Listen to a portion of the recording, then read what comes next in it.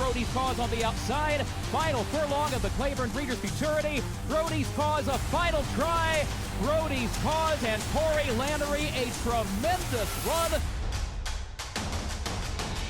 Brody's Cause at the 16th pole. Brody's Cause in front. Brody's Cause for Luis Saez to win the Toyota Bluegrass.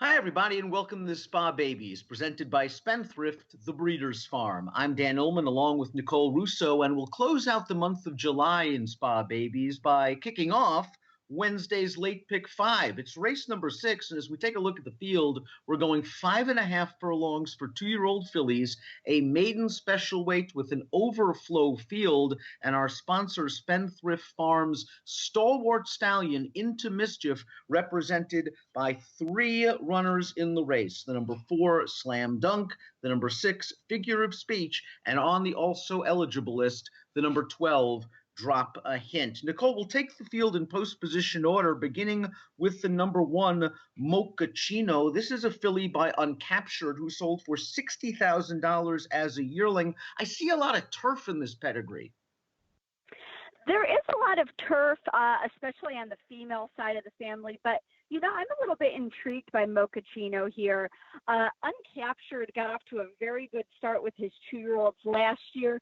Kind of no surprise, as he himself was the Sovereign Award winner as Canada's Horse of the Year as a 2-year-old. And, you know, Medaglia d'Oro, I really think he's going to develop into an outstanding broodmare sire. I think there's a little bit of a blend of speed and stamina in this pedigree. I think I might like Mochaccino going a bit further. She's been working steadily at Monmouth Park, you know, not in New York, so it indicates to me maybe she's been hanging out with Todd Pletcher's, you know, second string. That being said, you know, I'm looking at this, and you've got Todd Pletcher and Johnny Velasquez at 8-1 on the morning line. We always say watch the board as we're shooting this well in advance of the race, but this might be kind of an interesting play here. Certainly a fantastic trainer-jockey combination, as you alluded to, and it appears that several of these workouts have come in company with a Pletcher-trained runner named Magnetique, who has entered in Wednesday's 3rd race, so you might want to see how Magnetique does before making your final determination on Mochaccino. We'll move to the number 2, Tulanian, and this filly has a very nice win-early pedigree. She is by Twirling Candy, who does very well with juvenile debut runners, clicking at 20%. The dam has already thrown a couple of black-type earners, including the Grade 2 place sprinter Galientos. This is a $120,000 yearling going out for Top Connections. Yeah, and, you know, she's really, it looks like, you know, again, looking at that work tab, it looks like she's been working very well for Tom Amoss at Churchill, firing a bullet there in early July before coming up and having some decent works at Saratoga. Looks like she has a nice bottom in her for her debut with a lot of 4 and 5 furlong works. We see this formulator fact for Tom Amoss over the past 2 years. Juvenile debut runners in maiden special weight dirt sprints, 11 winners from 27 starters. That's 41% and a $2.90 return on investment. Irad Ortiz takes the mount 7-2 on the morning line. The number 3 is Gloriously. This is an Adena Springs homebred by Breeders' Cup Classic winner Mucho Macho Man, who's doing well with his juvenile debut runners, hitting at a 17% rate. This is the family of a couple of Canadian champions, one on the turf, one juvenile filly. I wonder if this one might want a little bit more ground. You know, I certainly think so. And, you know, again, looking at the connections, she's a homebred. She's running for Jimmy Jerkins, who really takes his time with horses, as evidenced by the likes of Preservationist. You know, Mucho Macho Man has done well with his 2-year-olds, but they've gotten better as his first crop has turned the corner to their 3-year-old year. You see horses like Mucho Gusto, Mucho Unusual, who've really improved from 2 to 3. Gloriously looks like, you know, a very nice type, but I think this one will benefit from experience. The number 4, Slam Dunk, bears watching to be sure. This is a daughter of that Spendthrift stallion Into Mischief, a $185,000 weanling who sold all the way up for $485,000 as a yearling. There is precocity on the bottom of this pedigree, a bullet workout on display most recently at Saratoga. Something tells me, Slam Dunk, this Into Mischief filly can run a little bit. Yeah, and into Mischief again. He's atop the juvenile sire list again. To date for Spendthrift Farm, had impressive 2-year-old debut winners on both coasts last weekend, with Shoplifted out of our Saturday Spa Baby race at Saratoga, and a day later, Immediate Impact living up to her name by rolling in her debut at Del Mar. Into Mischief got off to a great early start. And because of that, he's gotten better and better and better books of mares each year. Some of his best 2-year-olds running right now, and I think they all bear watching. The number 5 is Cairo Express. This is a daughter of Cairo Prince, wins 5% with 2-year-old first-time starters. I believe had a debut winner a couple of days ago, and Cairo Prince's horses at 2 do seem to improve after a race or two. But this filly has gone through an auction ring 4 times, most recently selling for $120,000 after breezing a furlong in 10 seconds flat. This is the family from a very class runner named Lou Ravi. Again, I see a filly like this by Cairo Prince, and I wonder, maybe distance? Yeah, I think distance and experience. Cairo Prince, as you alluded to, not a high percentage with his first-time starters, his debut runners. But, he climbed up the ranks last year to finish 3rd on the freshman sire list in a competitive year. So his juveniles do run well. They just sometimes needed a race or two to get their feet under them.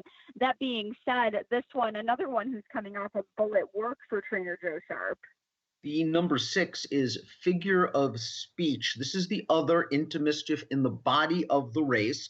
And this one is trained by Chad Brown, so she's going to take support at the windows. A $200,000 yearling out of a productive unraced dam. This dam has foaled 4 winners from as many runners. There is turf and distance on the bottom. Second dam Colcon, a multiple graded stakes winning turf router, flying Continental deep in this pedigree, who I believe won the Jockey Club Gold Cup. The other Into Mischief seems more precocious to me, and something tells me that this Into Mischief is going to take a lot of money for Chad. I think that's a very fair assessment, especially looking at this one.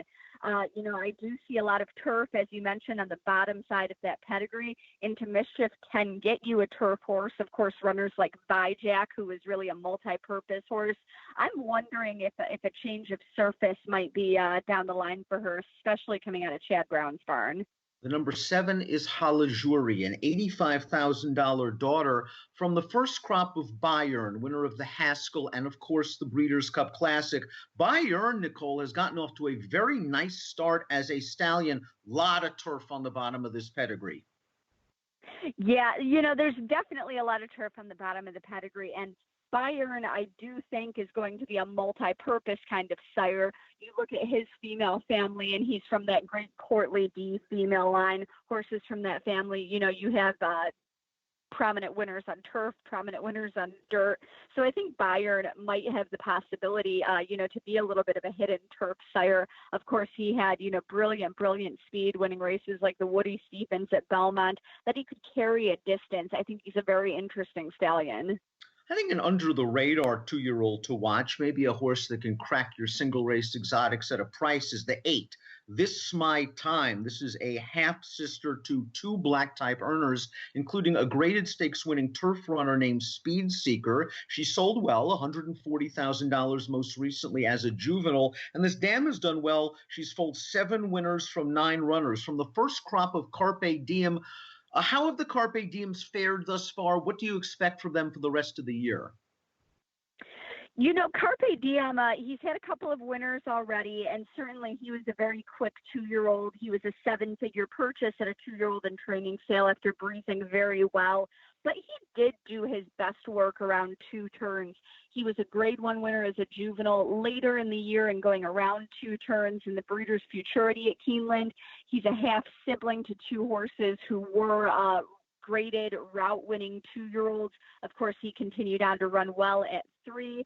It doesn't surprise me that Carpe Diem's gotten off the mark with a few juvenile winners so far. It won't surprise me at all if horses like this take a little bit more time and distance, too.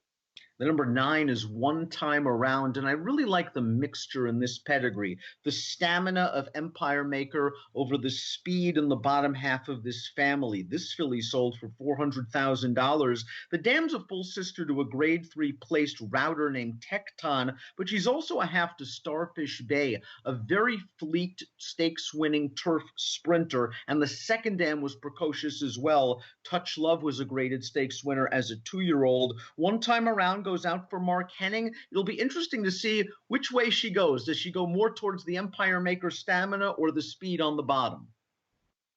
Yeah, definitely. I think it's an interesting question. I looked at this one and kind of at first glance, I saw, Empire Maker in that unbridled line over a Bernardini mare, and I really thought this one might want more ground.